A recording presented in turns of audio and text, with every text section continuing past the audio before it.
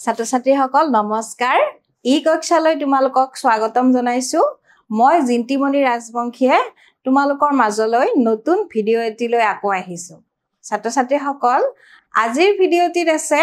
তোমালোকৰ ষষ্ঠ শ্ৰেণীৰ পাঠ্যপুথি সমাজ বিচিত্ৰা স্বদেশ বিদেশৰ সমাজ পৰিচয় আৰু এই পাঠ্যপুথিখনৰ পাঠ নম্বৰ 9 আৰু 9 নম্বৰ পাঠত আছে প্ৰাচীন ভাৰতৰ ৰাজবংশ আৰু সমাজ ছাত্ৰ-ছাত্ৰীসকল আমি এই পাঠটিৰ 7টা অংশ আগৰ ভিডিঅ'বোৰত আমি আলোচনা কৰি গৈছো আৰু আজি আমি 8 নম্বৰ অংশলৈ আহিছো তোমালোকৰ মাজলৈ ছাত্ৰ-ছাত্ৰীসকল আমি আগৰ অংশবোৰত কি পাইছিলো ভাৰতৰ উত্তৰ ভাৰতৰ দক্ষিণ ভাৰতৰ প্ৰাচীন কামৰূপৰ বিভিন্ন ৰজাসকলৰ বিষয়ে তেখেতসকলে শাসন কৰা ঠাইবোৰৰ বিষয়ে তেখেতসকলৰ শাসন ব্যৱস্থা সমাজ ব্যৱস্থা প্ৰধান জীৱিকা এইবোৰৰ বিষয়ে আমি পালো ছাত্ৰ-ছাত্ৰীসকল আজি আমি পঢ়িম ভাৰতৰ বা প্ৰাচীন ভাৰতৰ সাহিত্য আৰু সংস্কৃতিৰ বিকাশনো কেনে ধৰণে হৈছিল প্ৰাচীন ভাৰতত সেই বিষয়ে আমি আজিৰ ভিডিঅ'টিত আলোচনা কৰিম ছাত্ৰ-ছাত্ৰীসকল আমি প্ৰাচীন ভাৰতৰ সাহিত্য আৰু সংস্কৃতিৰ বিকাশৰ বিষয়ে যদি আলোচনা কৰিব যাওঁ আমি গুপ্ত যুগৰ সাহিত্যৰ কথা পঢ়িব লাগিব বা আলোচনা কৰিব লাগিব কিয় পঢ়িব লাগিব আহাচোন ছাত্ৰ-ছাত্ৰীসকল আমি আৰম্ভ কৰো গুপ্ত শাসন কালত সাহিত্যৰ উল্লেখনীয় বিকাশ হৈছিল এই কাৰণে আমি আলোচনা কৰিব লাগিব ছাত্ৰ-ছাত্ৰীসকল কিয়নো গুপ্ত যুগৰ শাসন কালত কি হৈছিলে ভাৰতীয় সাহিত্যৰ উল্লেখনীয় অভূতপূৰ্ব বিকাশ হৈছিলে সেই সময়ত বিভিন্ন ধৰণৰ বিকাশ হৈছিলে ছাত্ৰ-ছাত্ৰীসকল বিভিন্ন সাহিত্যৰ ৰচনা হৈছিল গুপ্ত যুগৰ সময়ছোৱাত হেহে তেখেতসকলৰ সময়খিনি উল্লেখনীয় সময় বুলি কৈছে কালিদাসে সংস্কৃত ভাষাত ৰচনা কৰা ৰঘু বংশম মালবিকাগ্নিমিত্ৰম অভিজ্ঞান শকুন্তলম কুমাৰ সম্ভৱ মেঘদূতম ঋতু সংহাৰ আদি ইয়াৰ উৎকৃষ্ট উদাহৰণ ছাত্ৰ-ছাত্ৰীসকল আমি এই কাৰণেই কৈছো যে গুপ্ত যুগৰ সময়খিনিত সাহিত্যৰ অভূতপূৰ্ব বিকাশ হৈছিল আৰু সেই সময়ত কালিদাস নামৰ এজন প্ৰখ্যাত কবি তেখেত আছিল তেখেতে সেই সময়তে বিভিন্ন উল্লেখযোগ্য কিছুমান তেওঁ ৰচনা কৰি গৈছে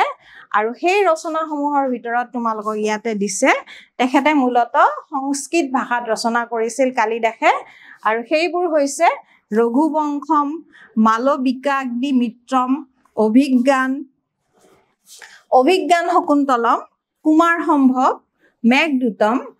ঋতু সংহাৰম ছাত্ৰ-ছাত্ৰীসকল এই ৰচনাৰাজি আছিল তেখেতৰ উল্লেখনীয় ৰচনাৰাজি আৰু এই ৰচনাৰাজিৰ অবিহনে ভাৰতীয় সাহিত্য আধৰুৱা হৈ থাকিব আৰু এইবোৰ ৰচনা কৰিছিল সেই গুপ্ত যুগৰ সেই সময়ছোৱাতে কালিদাসে এই উল্লেখনীয় ৰচনাবোৰ কৰি গৈছিলে তেওঁৰ সেই কাব্যসমূহক ভাৰতীয় সাহিত্যৰ অমূল্য সম্পদ বুলি গণ্য কৰা হয় মই ক'লোৱে ছাত্ৰ-ছাত্ৰীসকল তেখেতৰ এই সাহিত্যবোৰৰ অবিহনে ভাৰতীয় সাহিত্য আধৰুৱা আৰু সেই গুপ্ত যুগতে যে কালিদাসে যে ৰচনা কৰি গৈছিল সেই কাব্যসমূহ কি ভাৰতীয় সাহিত্যৰ কাৰণে অমূল্য সম্পদ বুলি গণ্য কৰা হৈছে সেই যুগৰ আন প্ৰখ্যাত লেখকসকলৰ ভিতৰত আছিল হৰিহেন অশ্বঘোষ আৰু ভাৰবী ছাত্ৰ-ছাত্ৰীসকল কালিদাসৰ উপৰিও সেই সময়ত আৰু কেইবাগৰাকী প্ৰখ্যাত লেখক আছিল তেখেতসকলৰ ভিতৰত অন্যতম আছিল হৰিহেন অশ্বঘোষ আৰু ভাৰবী প্ৰখ্যাত এলাহাবাদ প্ৰশস্তিৰ লেখক আছিল হৰিহেন ছাত্ৰ-ছাত্ৰীসকল হৰিহেনে সেই সময়তে প্ৰখ্যাত এলাহাবাদ প্ৰশস্তি ৰচনা কৰিছিল ছাত্ৰ-ছাত্ৰীসকল এতিয়াৰ প্ৰয়াগৰাজৰ নাম পুৰণি সময়ত এলাহাবাদ আছিল আৰু তেখেতে মানে হৰিহেনে সেই গুপ্ত যুগৰ সময়তে এখন প্ৰশস্তি লিখিছিল আৰু সেইখন তেতিয়া এলাহাবাদ প্ৰশস্তি বুলি কৈছিল যিখন গুপ্তসকলৰ সময়ত ৰচিত হৈছিল লেখক আছিল হৰিহেন আৰু হৰিহেন গুপ্তৰ সময়তে আছিল বিকাশা দত্তৰ মুদ্ৰা ৰাক্ষস আৰু শুদ্ধকৰ মিশ্ৰ কটিকম গুপ্ত যুগত লিখা আন দুখন বিখ্যাত গ্ৰন্থ সেই সময়ত আৰু আছিলে বিখ্যাত লেখক তেখেতসকলৰ ভিতৰত আছিলে বিকাশা দত্ত আৰু শুদ্ধক বিকাশা দত্ত আৰু শুদ্ধক আৰু বিকাশা দত্তই মুদ্ৰা ৰাক্ষস নামৰ এখন গ্ৰন্থ ৰচনা কৰি গৈছিল আৰু শুদ্ৰকে লিখিছিল মিশ্ৰ কটিকম নামৰ এখন বিখ্যাত গ্ৰন্থ বিকাশা দত্ত আৰু শুদ্ধ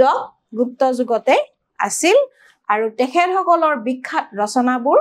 গুপ্তসকলৰ সময়তে কৰিছিল ভাগৱত স্কন্ধ আৰু কেইবাখনো পুৰাণ যেনে শিৱ পুৰাণ বায়ু পুৰাণ মৎস্য পুৰাণ এই পুৰাণসমূহৰ ৰচনা হৈছিল ভাগৱত স্কন্ধ আৰু কেইবাখনো পুৰাণ শিৱ পুৰাণ বায়ু পুৰাণ আৰু মৎস্য পুৰাণ আদিৰো ৰচনা গুপ্ত যুগতে হৈছিল আকৌ গুপ্তসকলৰ সময়তে সংস্কৃত ভাষাৰ প্ৰথম অভিধান অমৰ কোষ ৰচিত হৈছিল ছাত্ৰ-ছাত্ৰীসকল সংস্কৃত ভাষাৰ প্ৰথমখন অভিধান মানে ছাত্ৰ-ছাত্ৰীসকল তোমালোকে নিশ্চয় বুজিছা অভিধান মানে হৈছে ডিক্সনেৰী আৰু সেই সংস্কৃত অভিধান অমৰ কোষৰ ৰচনাও গুপ্তসকলৰ সময়তে হৈছিল দ্বিতীয় চন্দ্ৰগুপ্তৰ সভাত অমৰ সিংহই এই অভিধান প্ৰণয়ন কৰিছিল আৰু অমৰ কোষ নামৰ অভিধানখন প্ৰণয়ন কৰিছিল দ্বিতীয় চন্দ্ৰগুপ্তৰ সভাত তেখেত আছিলে অমৰ সিংহ আৰু অমৰ সিংহই অমৰ কোষ নামৰ প্ৰথম সংস্কৃত অভিধানখন প্ৰণয়ন কৰিছিল আৰু সেইখনো কেতিয়া ৰচনা হৈছিল বা প্ৰণয়ন হৈছিল গুপ্তসকলৰ সময়ত সাহিত্য সংস্কৃতিৰ ক্ষেত্ৰত হোৱা এনেবোৰ বিকাশৰ বাবে গুপ্ত যুগক সোণালী যুগ বুলি কোৱা হয় ছাত্ৰ-ছাত্ৰীসকল এতিয়া আমি দেখিলোৱে যে গুপ্তসকলৰ সময়ত কি হৈছিল সাহিত্যৰ উল্লেখনীয় বিকাশ হৈছিল আৰু সংস্কৃতিৰো হৈছিল বিকাশ আৰু এই সাহিত্য আৰু সংস্কৃতিৰ যে বিকাশ হৈছিল সেই কাৰণে গুপ্তসকলৰ সময়খিনিক ভাৰতীয় ইতিহাসত সোণালী যুগ বুলি কোৱা হয় আৰু তেখেতসকলৰ সময়ত সেই ৰচিত হোৱা সাহিত্যবোৰ নাটকবোৰ বা অভিধানেই হওক সেইবোৰে কি কৰিছে ভাৰতীয় সাহিত্য আৰু সংস্কৃতিৰ সমাজখন চহকী কৰিছে সেয়েহে গুপ্তসকলৰ সময়খিনি কি বুলি কোৱা হয় সোণালী যুগ বুলি কোৱা হয় বা সোণালী যুগ বুলি অভিহিত কৰা হয় আকৌ ছাত্ৰ-ছাত্ৰীসকল গুপ্তসকলৰ সময়ত দক্ষিণ ভাৰতৰ সাহিত্যও কিন্তু কি কৰিছিল যথেষ্ট বিকাশ লাভ কৰিছিল আৰু দক্ষিণ ভাৰতৰ সাহিত্যৰ ক্ষেত্ৰত কি হৈছিল আগবাঢ়ি গৈছিল তেখেতসকলেও সেই সময়ত বিভিন্ন সাহিত্য ৰচনা কৰিছিল আৰু তেখেতসকলে বা দক্ষিণ ভাৰতৰ অঞ্চলত মূলতঃ সংস্কৃত তামিল তেলেগু কানাড়া মালায়ালাম আদি ভাষাত বহুতো নাটক পদ্য আৰু সাহিত্য ৰচনা হৈছিল দক্ষিণ ভাৰতৰ ভাষা তামিল তেলেগু কানাড়া মালায়ালাম আৰু সংস্কৃত এই ভাষাবোৰত কি হৈছিল বহুতো নাটক ৰচনা হৈছিল পদ্য সাহিত্য ইত্যাদি ৰচনা হৈছিল সেই সময়তে বিজ্ঞান চিকিৎসা আদি বিষয়তো বহু গ্ৰন্থ এইবোৰ ভাষাত ৰচিত হৈছিল ছাত্ৰ-ছাত্ৰীসকল তামিল তেলেগু সংস্কৃত কানাড়া মালায়ালাম ভাষাটো বিজ্ঞান আৰু চিকিৎসা সম্পৰ্কীয় বিভিন্ন গ্ৰন্থ সেই সময়ত এই ভাষাবোৰতে ৰচিত হৈছিল গতিকে দক্ষিণ ভাৰতীয় সকলৰো কি আছিল সাহিত্যৰ ক্ষেত্ৰত যথেষ্ট অৱদান সেই সময়ত আছিল বুলি আমি ইয়াতে দেখিলো ছাত্ৰ-ছাত্ৰীসকল প্ৰাচীন ভাৰতৰ আন কেতবোৰ উল্লেখযোগ্য সাহিত্য কৃতি মন্দিৰ আৰু আন প্ৰখ্যাত স্থাপত্য ভাস্কৰ্যৰ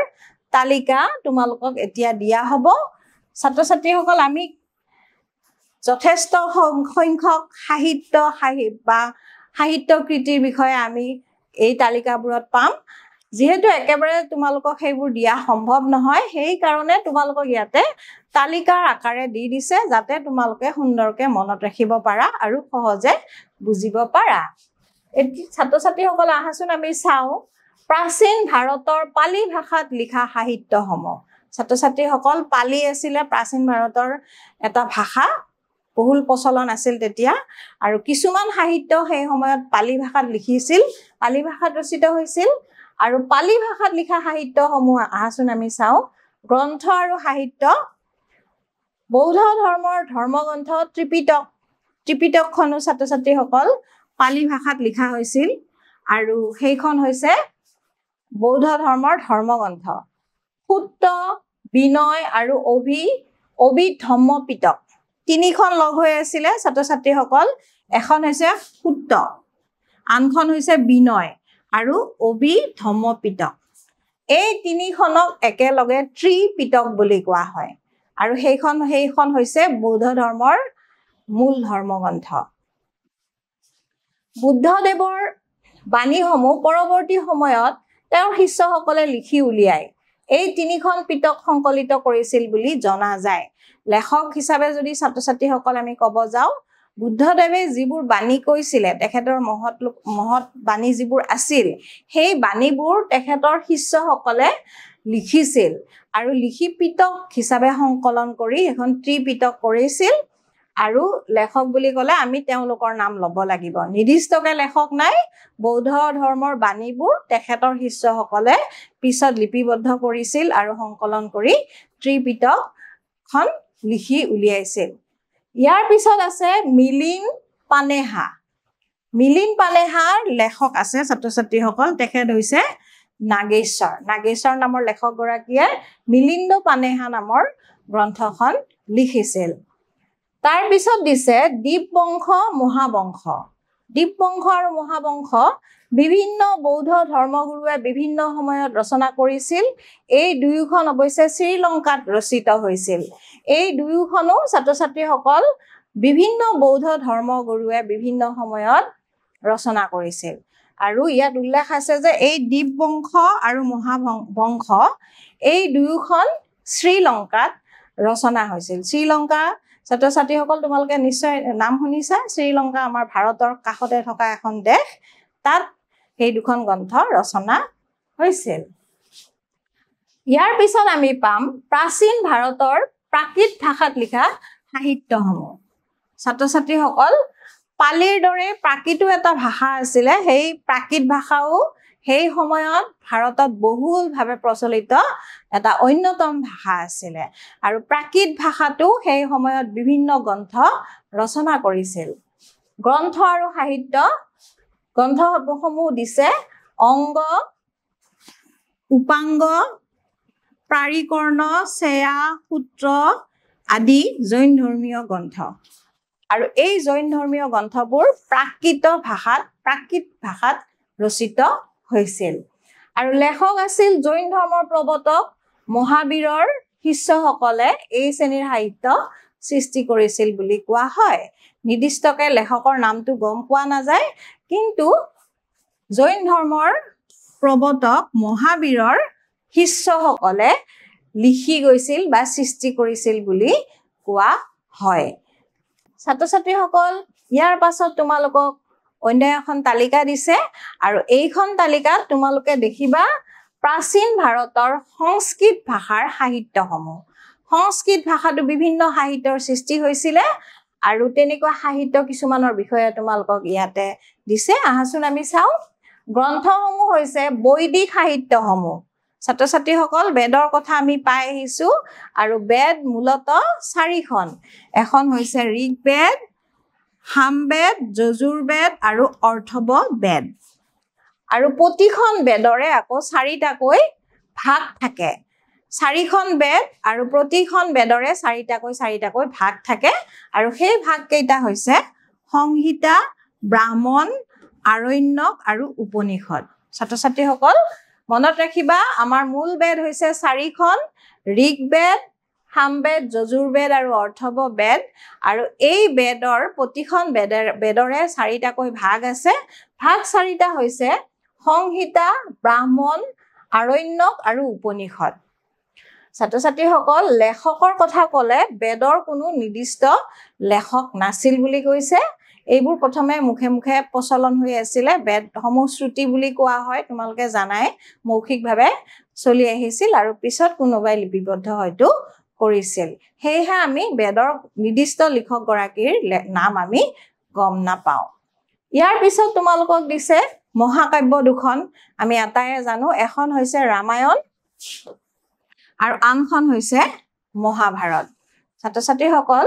মহাভাৰত ব্যাসদেৱৰ ৰচনা বুলি কোৱা হয় মহাভাৰতখন ব্যাসদেৱে ৰচনা কৰিছিল বুলি জানো আমি আৰু অৱশ্যে ইতিহাসবিদসকলে বিভিন্ন দিশ অধ্যয়ন কৰি মত পোষণ কৰিছে যে এয়া এজন লোকে লিখি উলিওৱা গ্ৰন্থ নহবও পাৰে মূলতঃ ব্যাসদেৱে লিখিছিল কিন্তু ইতিহাসবিদসকলে কৈছে বা ইতিহাসবিদসকলে বিভিন্ন দিশ অধ্যয়ন কৰি পাইছে যে তেওঁলোকে মত পোষণ কৰিছে যে কোনো নিৰ্দিষ্ট এজন লোকে এই গ্ৰন্থখন নিলিখিবও পাৰে বা কোনো নিৰ্দিষ্ট এজন লোকে এই গ্ৰন্থখন লিখি উলিওৱা নহবও পাৰে ঠিক তেনেদৰে ৰামায়ণৰ মূল অংশৰ লেখক আছিল বাল্মীকি ছাত্ৰ-ছাত্ৰীসকল ৰামায়ণৰ মূল অংশৰ লেখক বাল্মীকি অৱশ্যে মহাভাৰতৰ দৰে ইয়াৰো কিছু অংশ পাছলৈ আন লোকৰ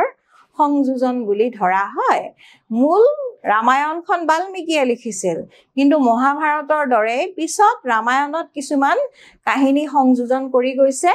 আৰু বেলেগ বেলেগ লোকে হয়তো কিছুমান কাহিনী সংযোজন ৰামায়ণখনত কৰি গৈছে মূল ৰামায়ণখনৰ লেখক বাল্মীকি তোমালোকক আৰু কেইখনমান গ্ৰন্থ আৰু লেখকৰ বিষয়ে ইয়াত উল্লেখ কৰিছে পুৰাণসমূহ আছে 18খন আৰু 18খন মহাপুৰাণৰ কথা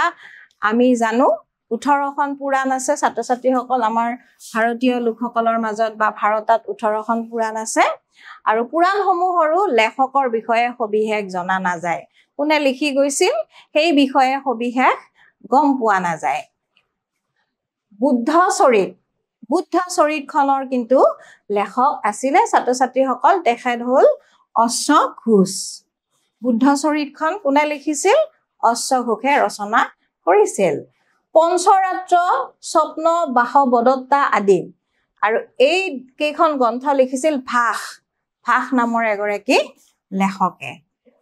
তাৰ পিছত আহিল ছাত্ৰ-ছাত্ৰীসকল মুদ্ৰা ৰাক্ষস আমি পাই আহিছো মুদ্ৰা ৰাক্ষস গুপ্ত যুগৰ সময়ত ৰচনা হৈছিলে আৰু সেইখন লিখিছিল বিশাখা দত্ত নামৰ এগৰাকী লেখকে হৰ্ষচৰিতত লিখিছিল বাণভট্টই ছাত্ৰ-ছাত্ৰীসকল তোমালোকে মনত ৰাখিবা হৰ্ষচৰিত মুদ্ৰা ৰাক্ষস এইবোৰ বিখ্যাত গ্ৰন্থ আছিলে আৰু লেখকসকলৰ নামো তোমালোকে মনত ৰাখিবা পৰিস্থিতি পাৰ্বণ সেইখনৰ লেখক হৈছে হেমচন্দ্ৰ ইয়াৰ পিছত ছাত্ৰ-ছাত্ৰীসকল অৰ্থশাস্ত্ৰৰ কথাও তোমালোকে পাইছা অৰ্থশাস্ত্ৰৰ লেখক হৈছে কৌটিল্য আৰু অন্য এখন গ্ৰন্থ তোমালোকক দিছে সেইখন হৈছে মহাবীৰ চৰিতৰ লেখক হৈছে ভৱভূতি নামৰ লেখক এগৰাকী ইয়াৰ পিছত তোমালোকক এইখন তালিকাত কিছুমান কীৰ্তিচিহ্ন ভাৰতৰ বিখ্যাত কীৰ্তিচিহ্নৰ নাম আৰু সেইবোৰ ক'ত আছে দেখুৱাইছে আহাচোন চাওঁ ছাত্ৰ-ছাত্ৰীসকল প্ৰথমতে দিছে খাজুৰাহো ছাত্ৰ-ছাত্ৰীসকল আছে ক'ত মধ্যপ্ৰদেশত কৈলাশ শিৱ মন্দিৰ আছে ইলোৰা বৃহদেশ্বৰ মন্দিৰ ছাত্ৰ-ছাত্ৰীসকল তামিলনাডুত আছে সূৰ্য মন্দিৰ নাম শুনিছা এটাই সূৰ্য মন্দিৰ আছে উৰিষ্যাত বিৰুপাক্ষ মন্দিৰ আছে ছাত্ৰ-ছাত্ৰীসকল কৰ্ণাটকত মীনাক্ষী মন্দিৰৰ নামো হয়তো তোমালোক কিছু সংখ্যকে শুনিছা আৰু এই মীনাক্ষী মন্দিৰ ছাত্ৰ-ছাত্ৰীসকল ক'ত আছে তামিলনাডুত আছে ইয়াৰ উপৰিও লিংগৰাজ মন্দিৰটো ছাত্ৰ-ছাত্ৰীসকল উৰিষ্যাত আছে অজন্তা আৰু ইলোৰাৰ গুহাসমূহ এই গুহাসমূহ ছাত্ৰ-ছাত্ৰীসকল আমাৰ ভাৰতৰ মহাৰাষ্ট্ৰ ৰাজ্যত বা মহাৰাষ্ট্ৰত আছে সাঁচীৰ বৌদ্ধস্তূপসমূহ আছে মধ্যপ্ৰদেশত আৰু আছে সাৰনাথৰ স্তম্ভ উত্তৰ প্ৰদেশত আছে ছাত্ৰ ছাত্ৰীসকল আমি এই তালিকা কেইখনত কিছুমান বিখ্যাত গ্ৰন্থ লেখকসমূহ আৰু কিছুমান কীৰ্তিচিহ্ন সেইবোৰ ক'ত আছে আমি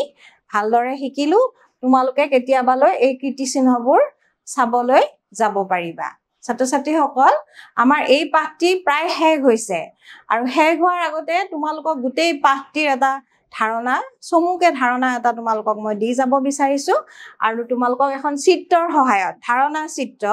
কনসেপ্ট মেপ তাৰ সহায়ত তোমালোকক ইয়াতে দেখুৱাই দিয়া হৈছে আমি এই পাঠটিত কি পঢ়িলো উত্তৰ ভাৰতত শাসন কৰা আমি কেইটামান ৰাজবংশৰ বিষয়ে পঢ়িছিলো আৰু সেইকেইটা আছিল ছাত্ৰ ছাত্ৰীসকল মৌৰ্য বংশ আছিলে শুঙ্গ বংশ কম্ব চেদি আৰু গুপ্ত বংশ এই বংশকেইটাই উত্তৰ ভাৰতত শাসন কৰিছিল আমি তেখেতসকলৰ বিষয়ে পঢ়িছো আকৌ দক্ষিণ ভাৰতত শাসন কৰা কেইটামান ৰাজবংশ আমি কি পাইছিলো পল্লৱ পাণ্ড্য চোল চেৰা চালুক্য আৰু সাতবাহন এই ৰাজবংশবোৰে দক্ষিণ ভাৰতত শাসন কৰিছিল তদুপৰি আমাৰ কামৰূপতো আছিল কেইটামান বংশ আমি সেইকেইটা চাওঁ আহাচোন বা সেই ৰাজবংশ কেইটা আছিল ভৌমনৰ বৰ্মন পাল আৰু শালস্তম্ভ বংশ এই গোটেই কেইটা বংশৰ বিষয়ে আমি এই পাঠটিত আমি আজি পঢ়িছো আৰু গোটেই পাঠটিৰ ধাৰণা তোমালোকৰ এই চিত্ৰখনৰ সহায়ত দেখুৱা হৈছে ছাত্ৰ ছাত্ৰীসকল আমি ভিডিঅ'টি শেষ কৰিবলৈ লৈছো আৰু শেষ কৰাৰ আগতে তোমালোকলৈ মই মূল্যায়ন দুটা আনিছো আৰু মূল্যায়নৰ প্ৰথম প্ৰশ্নটো আছে তলৰ কোনখন গ্ৰন্থ কালিদাসে ৰচনা কৰা নাছিল ছাত্ৰ ছাত্ৰীসকল কালিদাসৰ কথা পাইছো তেখেত এগৰাকী প্ৰখ্যাত কাব্যিক আছিল বা কবি আছিল গুপ্ত যুগৰ সময়ত তেখেতে বহু কেইখন গ্ৰন্থ লিখিছিল ইয়াত তোমালোকক চাৰিটা বিকল্প উত্তৰ দিছে ক নম্বৰ দিছে ৰঘুবংশম খ দিছে মেঘদূতম গ দিছে মুদ্ৰাৰাক্ষস খ দিছে কুমাৰ সম্ভৱম আমাক সুধিছে ছাত্ৰ ছাত্ৰীসকল কালিদাসে কোনখন ৰচনা কৰা নাছিল আমি জানো যে কালিদাসে ৰঘুবংশম ৰচনা কৰিছিল মেঘদূতমো ৰচনা কৰিছিল আৰু কুমাৰ সম্ভৱো কালিদাসে ৰচনা কৰিছিল এতিয়া মুদ্ৰাৰাক্ষস নামৰ যিখন গ্ৰন্থৰ কথা কৈছে সেইখন কালিদাসে ৰচনা কৰা নাছিল গতিকে আমাৰ শুদ্ধ উত্তৰটো হ'ব মুদ্ৰাৰাক্ষস আৰু সেই গ্ৰন্থখন কালিদাসে ৰচনা কৰা নাছিল ইয়াৰ পিছৰ মূল্যায়নটিত আছে ছাত্ৰ ছাত্ৰীসকল হৰ্ষচৰিতৰ ৰচক কোন আছিল আমাক চাৰিটা বিকল্প উত্তৰ দিছে আৰু বিকল্প উত্তৰ কেইটা আহাচোন চাওঁ ক দিছে কালিদাস খ দিছে বাণভট্ট গ দিছে কৌটিল্য খ দিছে হেমচন্দ্ৰ ছাত্ৰ ছাত্ৰীসকল হৰ্ষচৰিতৰ ৰচক আছিলে বাণভট্ট খ উত্তৰ বাণভট্টত আমি ৰাইট দিব লাগিব ছাত্ৰ ছাত্ৰীসকল আমাৰ ভিডিঅ'টি ইমানতে আজি শেষ কৰিব লাগিব নতুন ভিডিঅ' এটি লৈ মই আকৌ তোমালোকৰ মাজলৈ আহিম আজিলৈ তেন্তে এৰিছো ধন্যবাদ